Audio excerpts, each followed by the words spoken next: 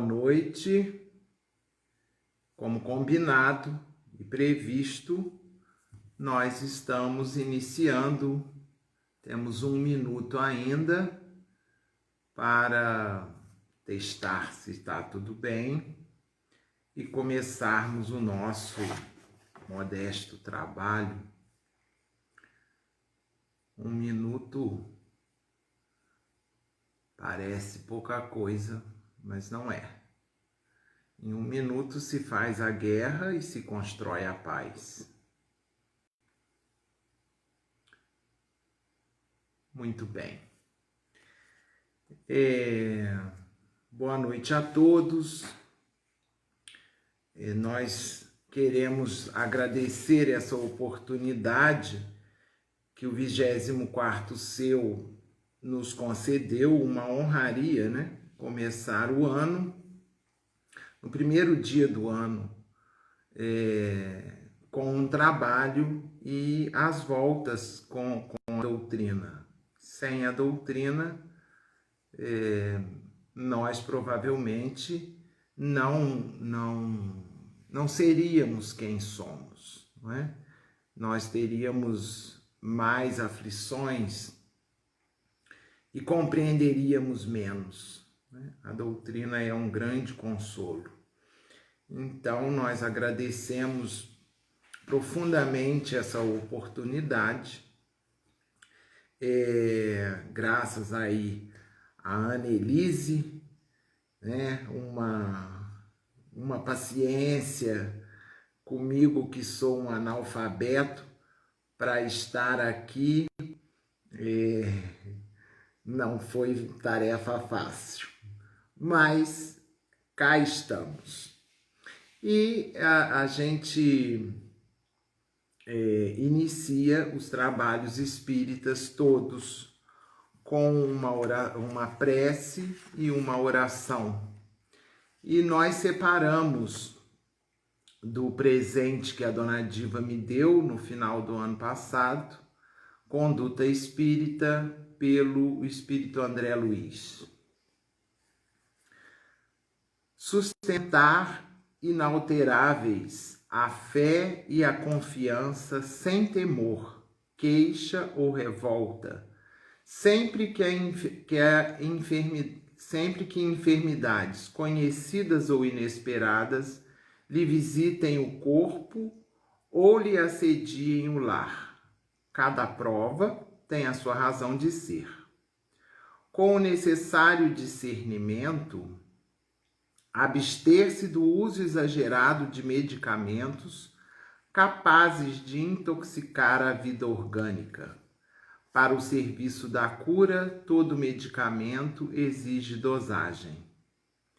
Desfazer-se de ideias de temor ante as moléstias contagiosas ou mutilantes, usando a disciplina mental e os recursos da prece. A força poderosa do pensamento tanto elabora quanto extingue muitos distúrbios orgânicos e psíquicos. Sabendo que todo sofrimento orgânico é uma prova espiritual dentro das leis kármicas, jamais recear a dor, mas aceitá-la e compreendê-la com desassombro e conformação. A intensidade do sofrimento varia segundo a confiança na lei divina. Aceitar o auxílio dos missionários e obreiros da medicina terrena, não exigindo proteção e responsabilidade exclusiva dos médicos desencarnados. A eterna sabedoria tudo dispõe em nosso proveito. Afirmar-se mentalmente em segurança, acima das enfermidades insidiosas que lhe possam assaltar o organismo, repelindo os pensamentos e as palavras de desespero ou cansaço, sempre na fortaleza da sua fé. A doença pertinaz leva à purificação mais profunda. Aproveitar a moléstia como período de lição, e, sobretudo, como tempo de aplicação dos valores alusivos à convicção religiosa. A enfermidade pode ser considerada como um termômetro da fé. Vinde a mim, todos vós que estáis cansados e oprimidos, e eu vos aliviarei. Mateus, capítulo 11, versículo 28. Vamos fazer a nossa prece.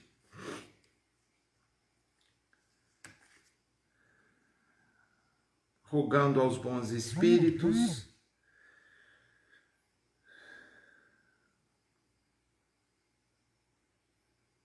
que nos ilumine,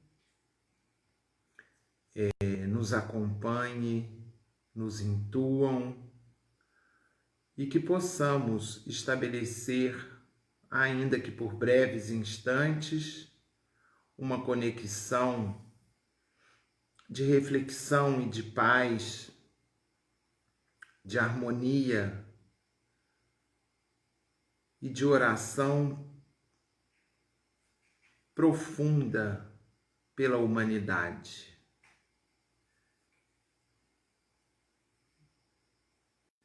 Me lembro repentinamente do nosso companheiro Rogério Forte, que em todas as suas orações iniciais nos convidava a mentalizar Jesus.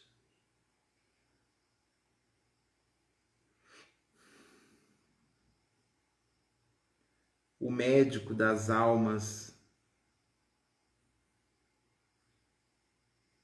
Rezemos pelos sofredores da terra, os doentes, os profissionais de saúde, os governantes, os insensatos, que todos possam receber, Senhor, um pouco do seu consolo.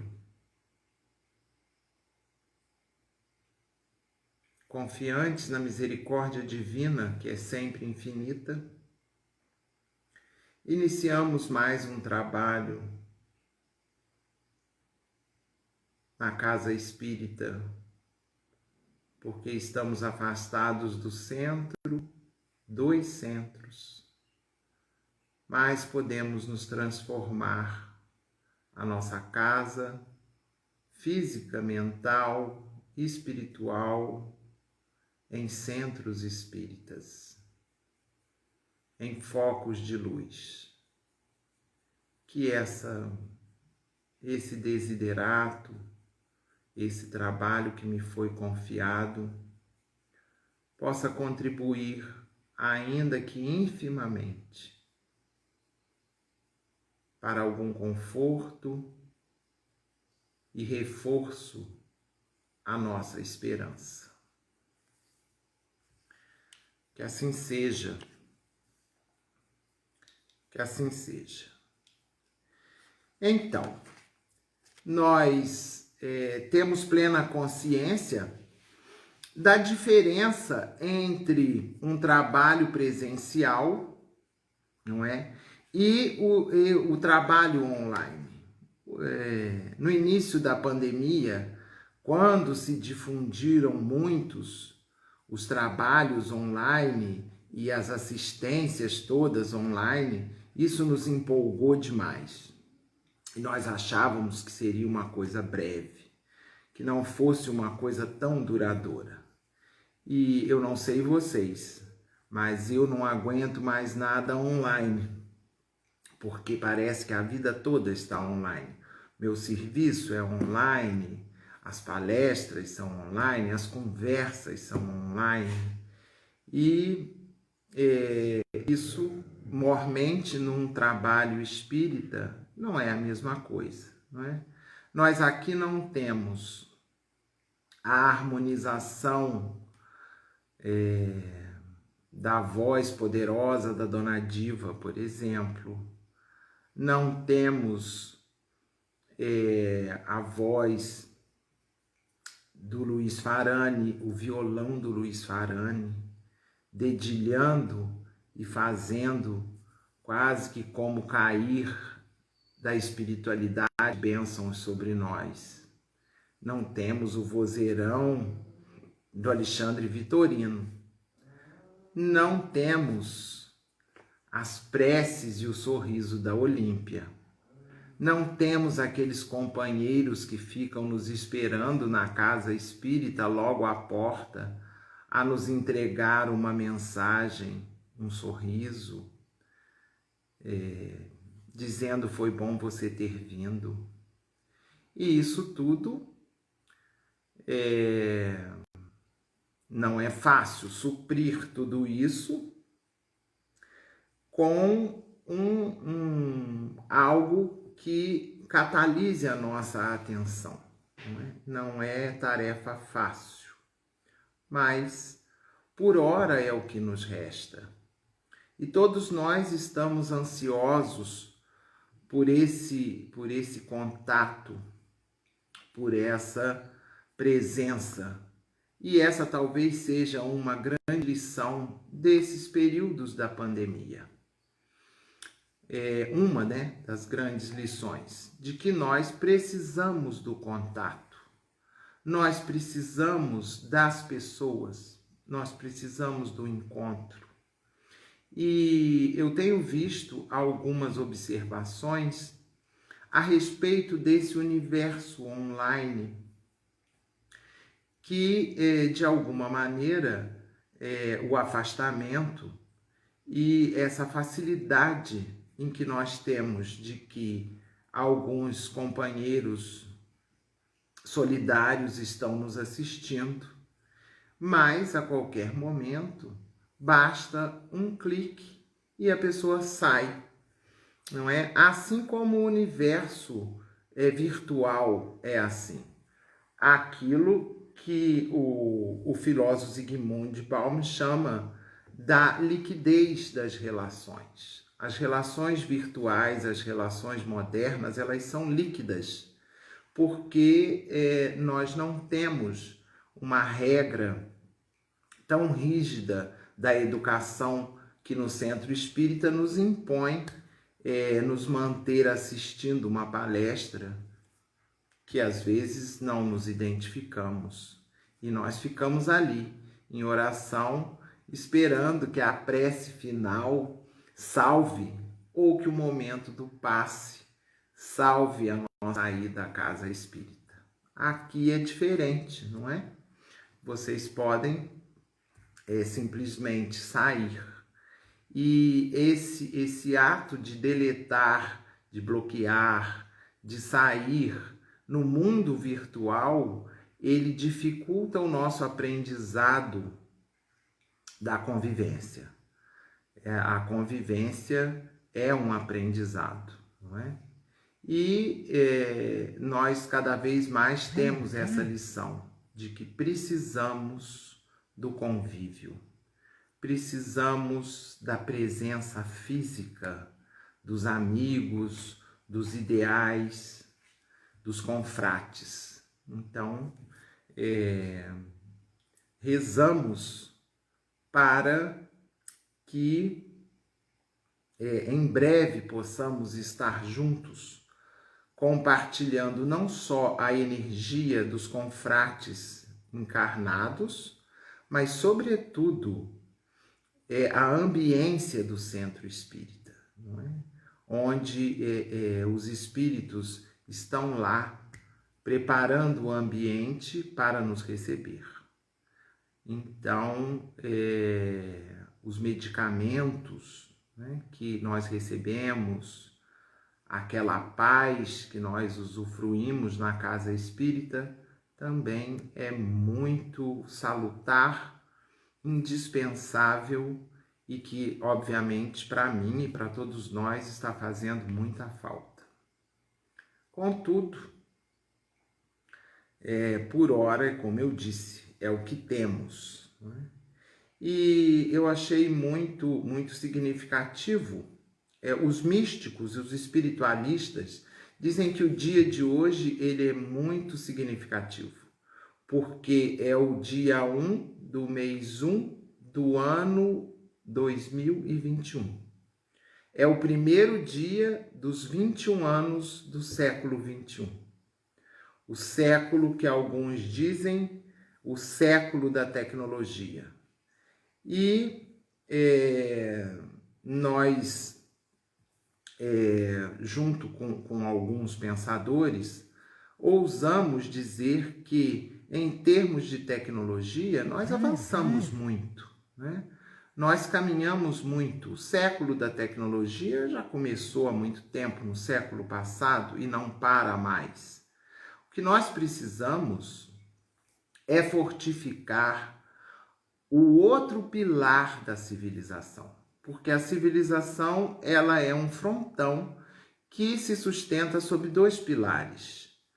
O pilar daquilo que o homem construiu, os avanços da tecnologia, os avanços da ciência, e de outro lado, o pilar do autoconhecimento, o pilar da moralidade. Não é à toa que os espíritos disseram que o avanço intelectual e o avanço moral são as nossas asas para a ascensão, para o progresso do homem. Então, nós precisamos muito de evolução moral. E esse tempo de pandemia, ele traz muitas reflexões, não é? Muitas reflexões de como vamos sair disso, né? Porque é um clichê ouvir e dizer que vai passar. Pois vai passar, parece que é algo que só depende do tempo. E não é algo que só depende do tempo. Vai passar? Não. Nós vamos superar esse tempo de pandemia. Vamos superar com os avanços da ciência que estão aí. Nunca se evoluiu tanto em ciência, né? É só pensar em quantas vacinas foram desenvolvidas com tecnologias diferentes pelo mundo afora e em tão pouco tempo. Então, nós vamos superar com certeza essa pandemia e precisamos pensar no pós-pandemia, porque os espíritos recentemente nos enviaram muitas mensagens, né, dizendo da importância dessa crise, da importância deste momento que nós estamos vivendo, que é o apelo, né? O remédio amargo para incitar o nosso progresso moral. Nós precisamos investir em moralidade e pensarmos de como vamos sair não só saudáveis, mas, sobretudo, melhores. Porque a providência divina, ela não nos colocou, não nos propôs nenhuma prova que não fosse para que nós a superássemos. Nós, em erraticidade, antes da nossa encarnação, nós não dissemos, olha, nós aceitamos passar por isso, mas sabemos que não vamos dar conta. Nós não dissemos isso. Nós dissemos, nós vamos dar conta. Isso é o que eu preciso para o meu progresso. E tudo contribui para o nosso progresso. Tudo contribui. Há uma frase da filosofia oriental que diz: de todo o mal advém o bem. Então nós precisamos confiar, seguir em frente, fazer a nossa parte individualmente, que é aquilo que a ciência tanto tem nos dito, né? Distanciamento social, higiene das mãos, uso de máscaras, e também coletivamente, porque coletivamente nós também precisamos evoluir, observando tanta iniquidade, não é? e às vezes engolindo a nossa indignação diante da leviandade com que a dor humana e a vida humana é tratada. Mas não nos esqueçamos de que o escândalo é necessário, porém, ai daquele que o faça. Então, isso deve mitigar um pouco a nossa indignação e nunca a desesperança. Sempre com esperança de que vamos superar e dias melhores virão. É também oportuno ressaltar essa questão do primeiro dia do ano, da virada do ano, de um novo ano.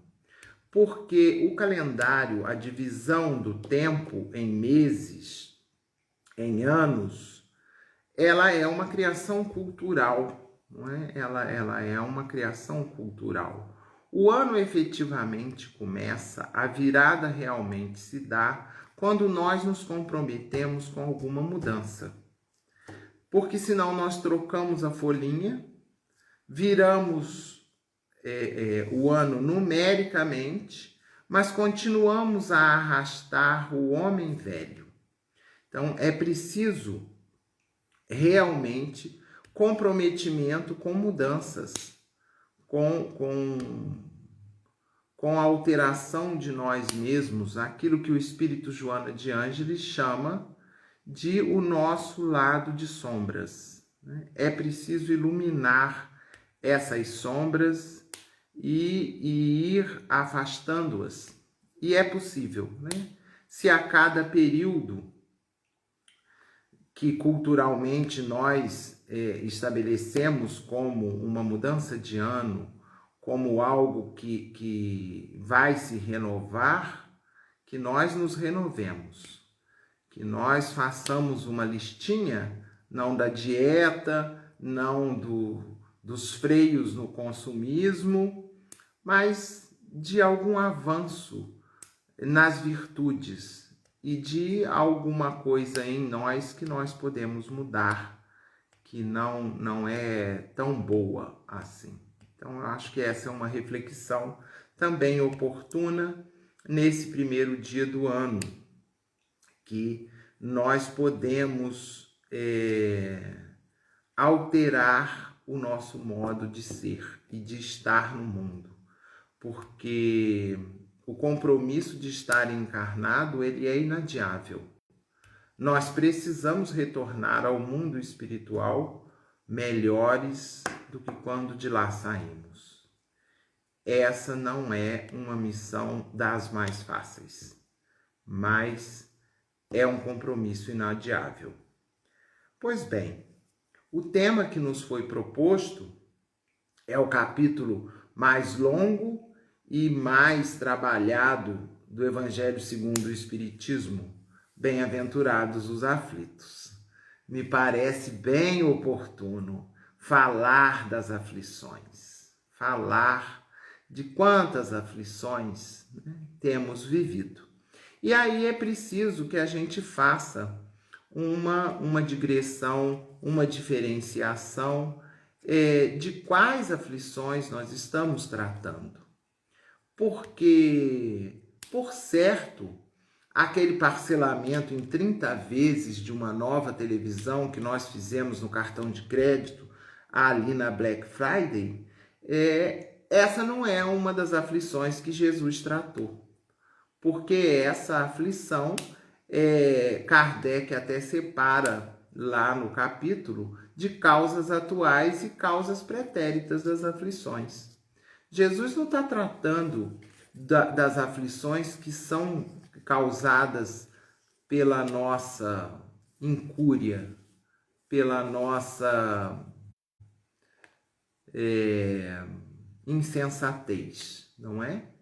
Jesus vai tratar daquelas aflições que nos fazem progredir. E nunca é demais nós falarmos, relermos um trechinho, pelo menos, das bem-aventuranças. Bem-aventurados os que choram, pois que serão consolados. Bem-aventurados os famintos e sequiosos de justiça, porque serão saciados. Bem-aventurados os que sofrem perseguição pela justiça, porque é deles o reino dos céus. Bem-aventurados vós que sois pobres, porque vosso é o reino dos céus. Bem-aventurados vós que agora tendes fome, porque sereis saciados. Ditosos sois vós que agora chorais, porque rirereis. Esse é um trechinho das bem-aventuranças. E nós estamos imersos numa cultura que rechaça toda forma de sofrimento. Nós vivemos imersos numa ideia de que a vida é um copo d'água diante do sedento, que deve ser sorvido todo de uma vez num gole só. E esse tipo de comportamento que leva as pessoas a fazerem festas em meio à pandemia, festas de dias e com muitos convidados, que leva as pessoas à indiferença à dor alheia, esse tipo de comportamento não se coaduna com nós outros, porque além do sentimento da coletividade, nós temos algo que relativiza os acontecimentos, os fatos, as dores e as aflições dessa vida, que é a ideia da eternidade. Nós, espíritas, acreditamos na eternidade do espírito e, mais do que isso, acreditamos na eternidade do espírito como uma individualidade. O espírito que hoje anima o Lúcio Olavo já animou outras existências e, por certo, animará outras vindouras. E isso tem a ver com aquilo que os espíritos disseram no Livro dos Espíritos, que nós não temos a dimensão do que seja a existência. Nós achamos que a nossa existência é essa vida. E a nossa existência é a existência do espírito que por ora anima a nossa vida. E isso há de relativizar esse pedaço do caminho difícil, pedregoso que nós estamos passando. Porque o pedaço do caminho não é o caminho. E a partir do momento que nós ampliamos a nossa visão e que o nosso horizonte se estende para a eternidade, o pedaço do caminho se torna muito pequeno e que nós vamos superar, se Deus quiser, com galhardia, melhores como seres humanos. E essa justiça das aflições, não é? Nós precisamos olhar esses momentos de muita aflição por um outro viés, Nós olhamos pelo lado da dor, né? A dor diante da iniquidade, a dor diante da leviandade, a dor diante até da dor da perda. Mas nós podemos olhar esse momento por um outro ângulo, o ângulo da oportunidade, não é? Da oportunidade de estarmos encarnados na Terra nesse momento, que é fruto do que nós já fizemos, senão nós estaríamos lá do mundo espiritual trabalhando de outro modo, não é? Mas experimentando a dor com uma outra concepção. Se estamos encarnados nesse momento na Terra e experimentando as aflições deste momento, é porque isso é o necessário para o nosso progresso. Olhando desse ponto de vista, essas aflições de agora, essas aflições de nós que choramos, de nós que queremos justiça, de nós que nos condoemos com tanta pobreza de espírito e também a pobreza material. Porque não tenhamos dúvida, após a pandemia, nós estaremos a braços com a maior crise social que nós já conhecemos. Basta lembrar de 14 milhões de desempregados, dados que não são tão atuais. Então, é preciso que nós repensemos o nosso estar no mundo, porque as nossas bolhas de egoísmo, elas não resistirão a apelos muito contundentes que nos aguardam no porvir. Nós precisaremos de mais solidariedade, de mais fraternidade, de mais caridade. Então, se já nos comprometemos com uma cesta básica para a casa espírita, se pudermos,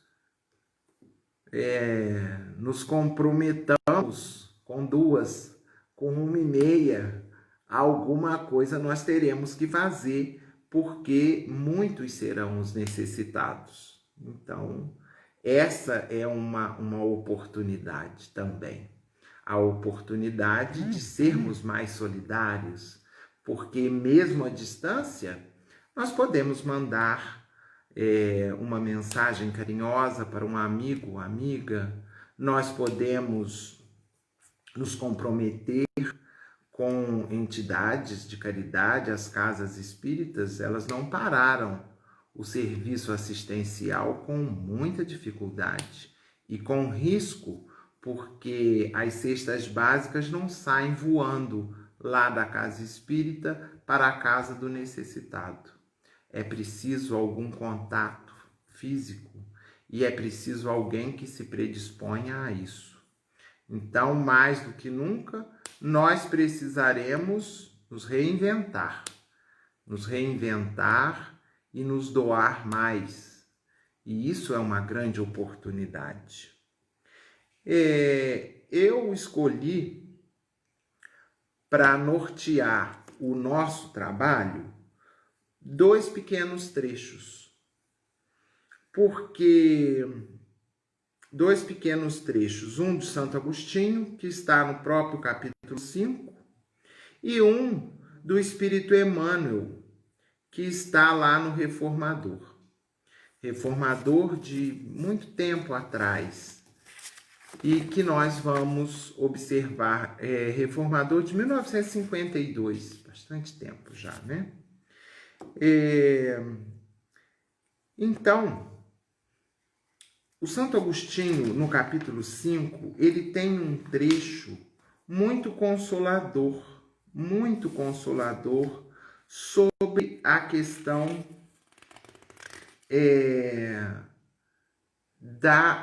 do antídoto contra as nossas aflições.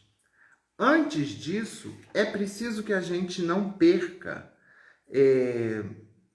da nossa consciência, da nossa certeza da justiça das aflições. Porque as aflições fazem parte da vida na Terra, fazem parte da educação moral do espírito. E Deus está em tudo.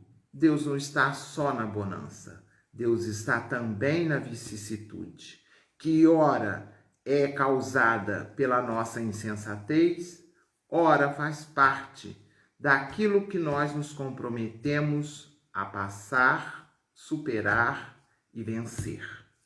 E eu não estou sozinho nisso, porque Kardec, ao tratar da justiça das aflições, nos diz: desde que se admita a existência de Deus, ninguém pode conceber sem o infinito das perfeições. Conceber Deus sem o infinito das perfeições. Ele necessariamente tem todo o poder, toda a justiça, toda a bondade, sem o que não seria Deus.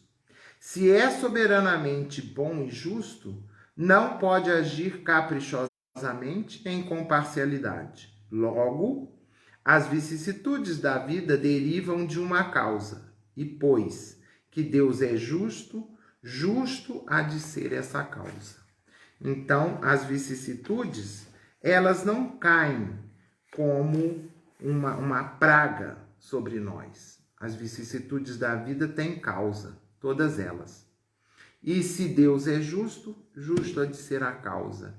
E isso precisa nos dar alguma serenidade. Confesso a vocês que no início desses tempos de pandemia, eu andei descrente, revoltadíssimo e mergulhei na doutrina, mergulhei na leitura espírita e em palestras para que eu pudesse me apaziguar, que eu não agasalhasse os sentimentos da revolta que andaram me rondando. Então, a justiça das aflições, ela faz parte da nossa caminhada. E não percamos a certeza de que Deus está em tudo. E o Santo Agostinho tem uma mensagem preciosa nesse capítulo. E eu separei um pedacinho do Santo Agostinho nos recomendando o antídoto, o remédio diante das aflições. E diz ele: a fé é o remédio seguro do sofrimento. Mostra sempre os horizontes do infinito, diante dos quais se evaem os poucos dias brumosos do presente. Não vos pergunteis, portanto, qual o remédio para curar a úlcera ou tal chaga, para tal tentação ou para tal prova.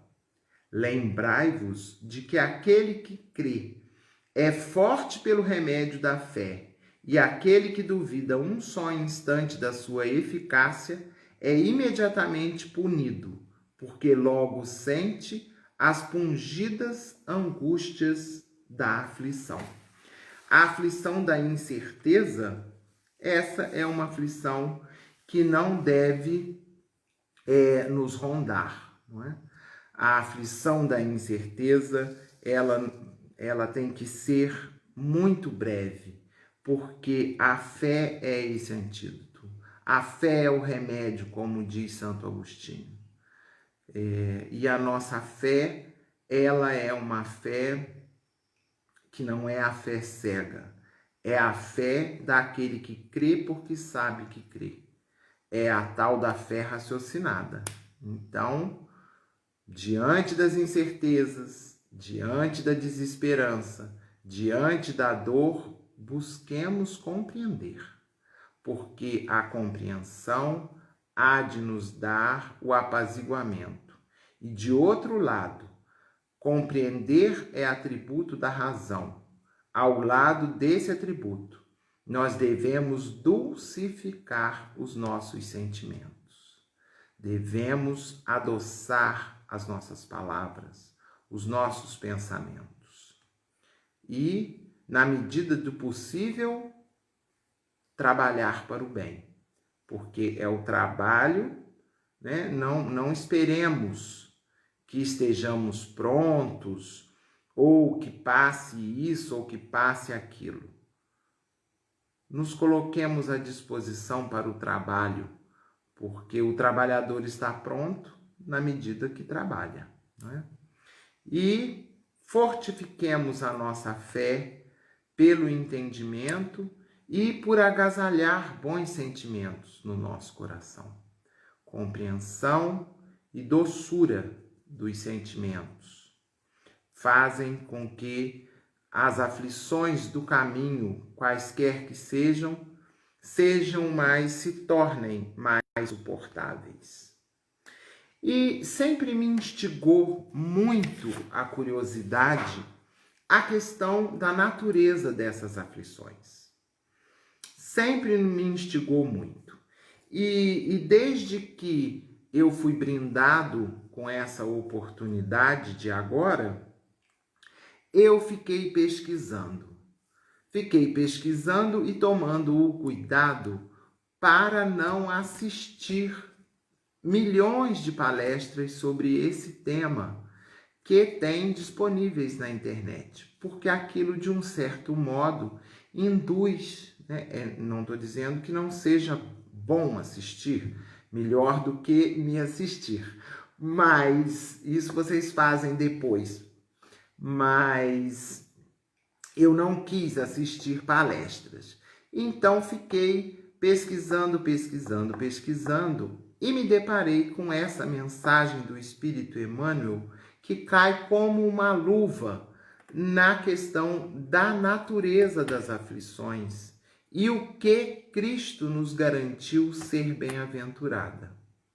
Então, diz o Espírito Emmanuel, está na revista O Reformador, na página 14 do ano de 1952. Chama Não Te Aflijas.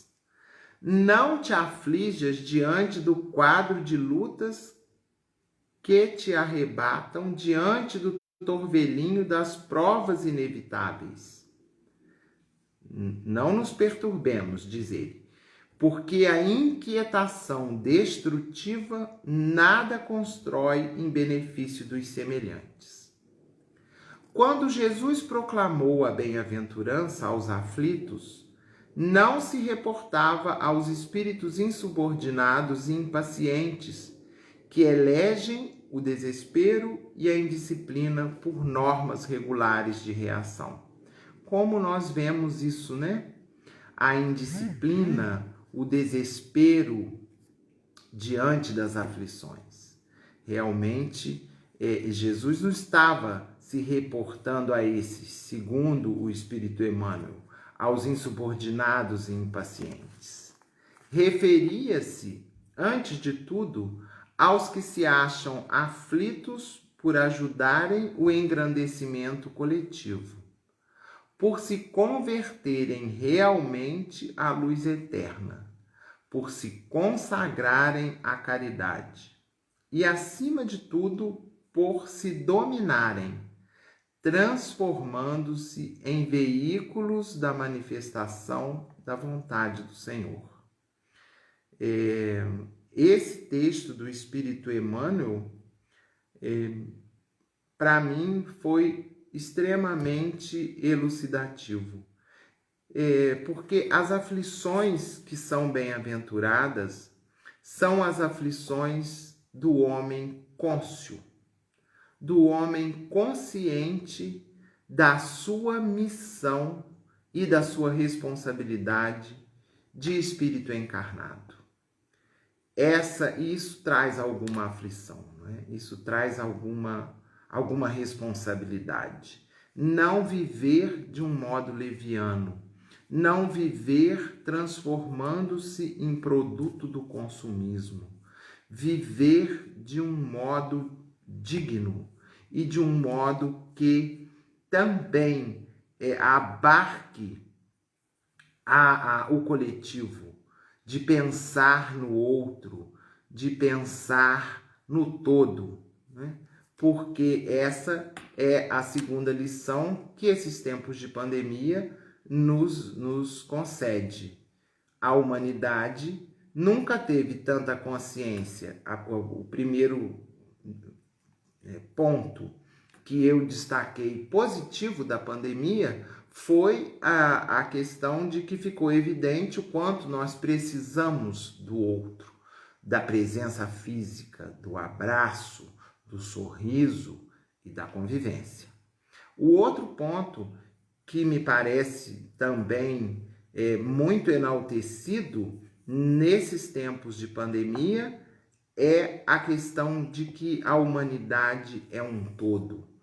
A minha ilha de segurança, a minha casa absolutamente isolada, não é suficiente para me privar da dor, né? Da dor diante da dor do outro. Não é suficiente, o mundo é muito menor do que nós imaginamos. O vírus surgiu lá na China e em poucos meses estava no mundo todo. E impôs ao mundo todo novas maneiras de viver. Então, essa é uma outra grande lição, né, de que o coletivo, a dor do outro precisa me importar. O sofrimento do outro, a vicissitude do outro precisa me importar. A vida do outro é tão importante quanto a minha.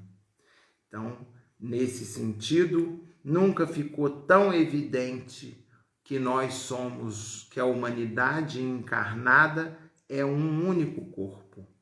E é preciso, assim como o corpo, né, em que todas as células trabalham, nós sabemos, né, quando uma única célula para de trabalhar, o risco que é, não é?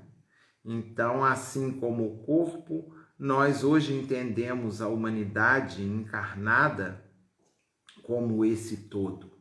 Tudo é importante, tudo é significativo para mim e para todos. Então, essa também é uma grande lição que nós precisamos incorporar no nosso dia a dia. Não é possível viver apartado do resto do mundo. O mundo bate à nossa porta e nos faz o convite de deixarmos o individualismo. Tudo, dizem os espíritos, todas as vicissitudes, todas as dores do mundo derivam ou do orgulho ou do egoísmo. Ou seja, ou é o orgulho, ou é o egoísmo, ou são os dois juntos. Então, nós precisamos estar atentos diante de tudo que nos arrebata e pensar qual a parcela de orgulho e de egoísmo que está aqui e que eu posso afastar e viver essa situação com paciência, com resignação, com humildade, com grandeza de espírito. Porque não é na hora das facilidades, na hora que não estamos vivendo nenhuma aflição, que nós somos convidados a pensar, não é? É muito interessante essa coisa que o homem namora, que é desconsiderar a sua faculdade de pensar. Nós pensamos e podemos pensar sobre o que nós pensamos. Isso é um grande atributo, não é? E nós podemos municiar, alimentar o nosso pensamento. E isso também é significativo, de que nós precisamos dar ao pensamento um material pensamental, não é? Porque senão nós não evoluímos. Nós precisamos pensar em coisas que nós ainda não tínhamos pensado. Para isso existem os estudos, para isso existem os livros, para isso existe uma série de informação para instigar o nosso pensamento e o pensamento se converter em ação. Porque ninguém se torna generoso, ninguém se torna virtuoso da noite para o dia. É preciso exercitar a musculatura da generosidade. É preciso um ato de generosidade, pelo menos por dia, para nós irmos nos tornando mais generosos, mais fraternos, mais caridosos e, consequentemente, mitigarmos essas aflições e merecermos as bem-aventuranças. Porque Jesus não prometeu nenhuma bem-aventurança para essa vida. Jesus prometeu todas as bem-aventuranças para a vida futura. Jesus prometeu todas as bem-aventuranças para a vida espiritual. E aqui não está a ideia de céu ou de prêmio, como o pai que promete o prêmio, o presente, o Papai Noel que pergunta: você foi bom menino? Não é essa a questão. É a questão de que o universo não é caos. O universo é cosmos e segue uma lei a que tudo, o universo, as estrelas, os planetas e nós estamos subordinados à lei de causa e efeito. Então, não olvidemos as oportunidades e não queiramos a glória nessa vida, porque o próprio Cristo disse: aqui é terra de choro, de ranger de dentes. E eu costumo, quando falo disso, essa passagem, de que não é a terra o lugar do sofrimento. A terra é lugar de depuração. O sofrimento é o instrumento da nossa depuração. Não percamos essa oportunidade. Tenhamos em mente que isso é só um pedaço do caminho. E também não olvidemos que a nossa passagem na Terra é curta. Nós estamos começando mais um ano e não sabemos quantos ainda teremos, não é? Então, hoje é uma oportunidade. Hoje é o primeiro dia do ano e é oportuno celebrarmos novos compromissos para um ano. É breve, daqui a pouco estaremos na virada de 2021 para 2022 e, se Deus quiser, renovados em esperança. Sem esperança não é possível prosseguir. E esperança não é cruzar os braços. Esperança não é esperar. Esperança é esperançar. É criar condições de dias melhores. Eu queria terminar essa brevíssima participação com algo que eu preparei como a cereja do bolo.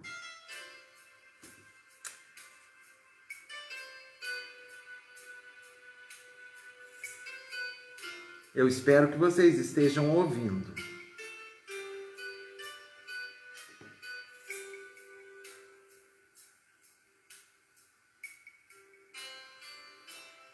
Alguém escreve aí, se está ouvindo?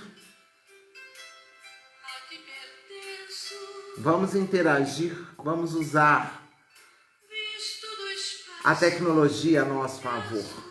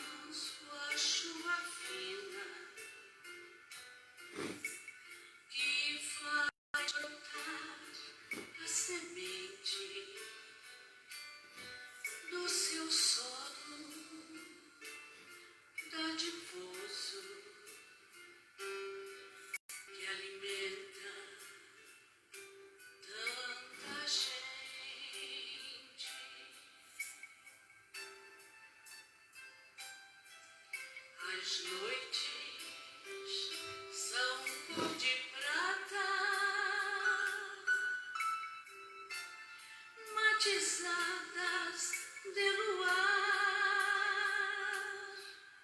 e os dias são telas claras, e o sol se põe a doirar,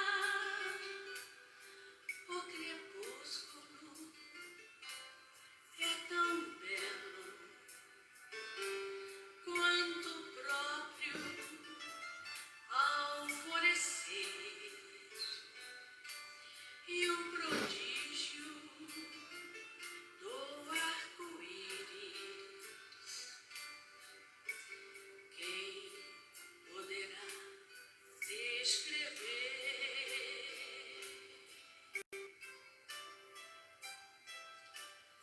Oceanos e desertos, em contraste natural, coexistem soberanos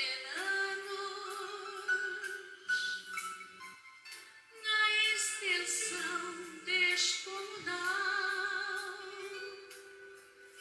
Há sorrisos de crianças, cantigas de amor materno, que as faz dormir em seus braços, em nome do Pai eterno.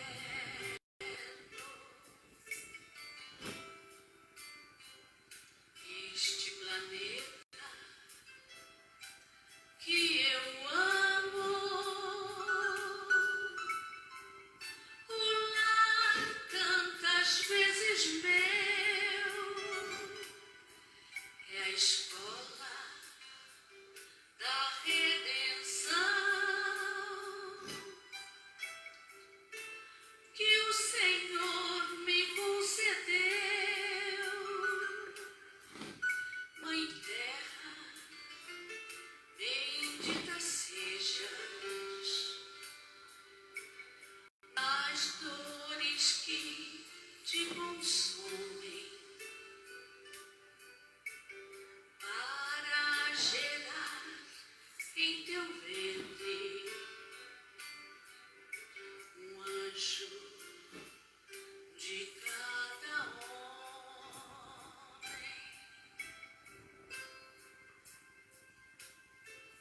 Mãe Terra, bendita sejas.